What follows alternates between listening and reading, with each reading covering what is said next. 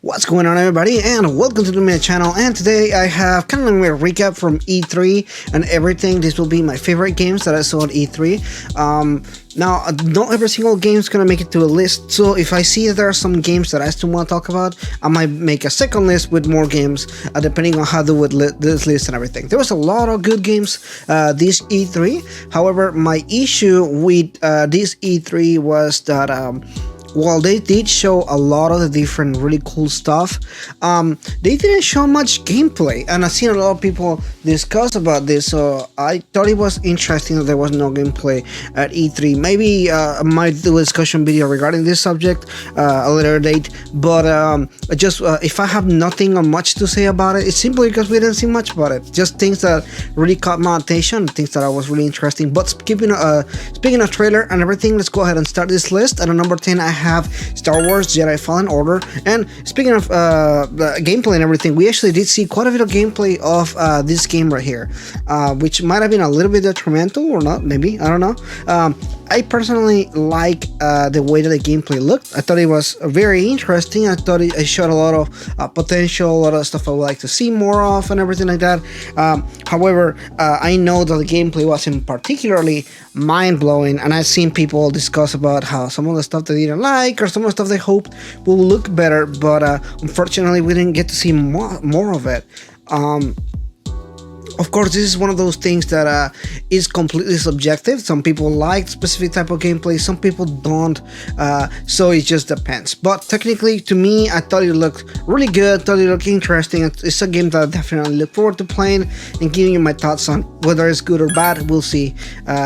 EA has a terrible track record with Star Wars so far, so this is a good chance for them to do good. So we'll see about that. And at number 9, of course, I have Cyberpunk 2077. This game, I am so excited for. Just everything about it is hype for me. It's one of those things that I just cannot get behind. Not getting excited for it. I just want to be excited for it. I just want to see everything about it. There's so many details revealed, closed doors, and with everybody and everything. We got to see a little bit of gameplay, but very, very small details of it in the trailer that we saw. I heard that the people in closed doors got to see a lot more gameplay and everything, but from what I saw, from what I've seen so far, I'm definitely hyped for this. I'm definitely very excited for this, and I just want to see what else they have here stored for us. Definitely excited for it, definitely super hyped for it. I just want to see more of it, definitely. Okay, we're on number 8. I have The Legend of Zelda Breath of the Wild 2, or the sequel. This was a surprise for everybody. Nintendo makes a lot of the Legend of Zelda games, but they usually don't have a sequel per se. There's an exception to that rule. Obviously, that's Majora's Mask, but in the grand scheme of things, they usually don't have a lot of sequels to them or anything like that. They usually one-shot adventures. They're done and they continue along with the next game and so on. They usually don't have much connection from each other, that kind of stuff. So seeing a complete sequel from a really good game, excited for it. Definitely, we didn't see gameplay or anything like that, but we get to see bits and pieces of the story, and we get really intrigued with what we're seeing here.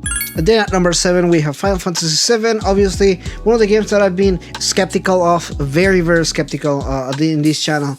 But you know what? I mean, I was wrong. The game looks really good. The gameplay looks really fun. It is something that I want to see more of, but all the gameplay that we saw is something I can get behind. I definitely see a lot of the effort that they put into this game, a lot of the details they have added and everything, and they make me super excited for this. I definitely want to see more of this game. I can't wait to play it. And I just don't like the fact that it's episodic, but they haven't talked more about this, so might not be episodic. Is it still episodic? I don't know about that. So let me know in the comments below if you know. Anyway, moving on to the next one is Astral Chain. And Astral Chain is a project that I'll be making more videos of because I'm excited for this. But Astral Chain is a game developed by Platinum Games, which is I'm a fan of, from games like Nier Automata, and this one, a game one that I'm just kind of super hyped for, can't wait for, and the gameplay of it looks really good because it does look like you're able to control two different characters. One of them is chained to the other character. The other one is some sort of in my channel I'll say some sort of persona, I guess, comes out there, and you get to use that and yourself as fighting creatures and stuff. Looks very interesting. The world that you fight and everything has like a almost like a steampunk look to it. Not steampunk, I'm sorry, but cyberpunk look to it. Futuristic style. It looks like you work for a specific branch of the police or something like that, and you're hunting these demons or whatever it is. And it looks really good. I'm very hyped for this. I'm super curious more on the story and everything. Platinum Games look really good games. So this is something between. I'm just hyped for it. That's all I can say. But next at number 5, I have Luigi's Mansion 3, and I mentioned it before. I'm a fan of Luigi's Mansion. I only played the first one on the GameCube, but I have really good memories for it. And I like the spooky slash like childish look to it, and I just like the way that it looks and it plays and everything. So this one looks really fun. There's a lot new tools of the just puzzle things that you can do and everything. They have added co-op, you can play with your friends and everything, so definitely looks like something I really want to play and watch more of. So we'll keep my eye open on that. But in number 4, I have Gods and Monsters, and this is a game from here on. These are games that we've seen not a whole lot, and we have not a whole lot of information either.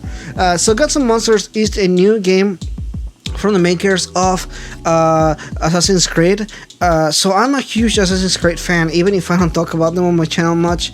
But what I like about Assassin's Creed games is not really the gameplay, and it's not really the style of their games or anything like that. What I like is the historical setting of it. I'm a huge historic junkie. I like to read about historical novels and the past and all the stuff like that. And Gods and Monsters seem to be taking a lot from Greek mythology, which is one of my favorite mythologies, and I want to see more of it.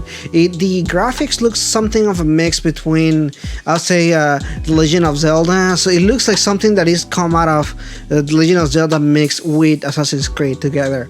The character looks very much like somebody from Assassin's Creed, but in a cartoony style. And we've seen a very small parts of it. We don't know what the gameplay looks like or anything, but I'm very intrigued and interesting for it. I want to see what they're gonna come up with. They have the stories are not exactly extremely good or anything like that. I would like to see something more RPG like from these guys. I think they can do a pretty good job. But then at number 3, I have Elden Ring, and Elden Ring is basically a new IP from the creators of games like Dark Souls and Sekiro. I'm a huge Sekiro fan, and I definitely like Dark Souls as well. So seeing their new project coming up, it looks pretty interesting. No gameplay whatsoever, but definitely we got to see a little bit of it, and we know that this is a combination of something from R. Martin, who wrote and has this massive world of the Game of Thrones. So if everybody likes Game of Thrones, or somebody like Game of Thrones, this is huge hype. This is extremely good hype. I can't wait to see what the project's gonna be about, but I'm definitely super excited for it. And then of course at number 2, I have Deathloop. Deathloop is another game by Bethesda Games. Well, not Bethesda Game Studios, but Bethesda, the big company. And this looks to be a game in which people are trapped in a time loop, and they have special abilities. They're able to use the different abilities and everything. The game looks extremely good and extremely interesting, intricate, with a lot of different stuff to it and everything. And I definitely say I want to see what this game is about, because it's extremely intriguing to me. All the different parts and the characters look really cool, and the trailer was extremely slick with these animations and this style to it and everything.